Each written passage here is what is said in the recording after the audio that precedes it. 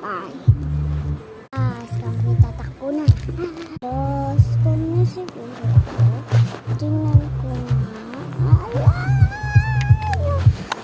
Yung chocolate squishy pa. Akin na yan. Mama, squish ko. Ayan. Bye. Kasi, kung pagkita sa part 2, di ko alam kung maganda mag-comment kayo. Mag-comment kayo sa part 2, guys.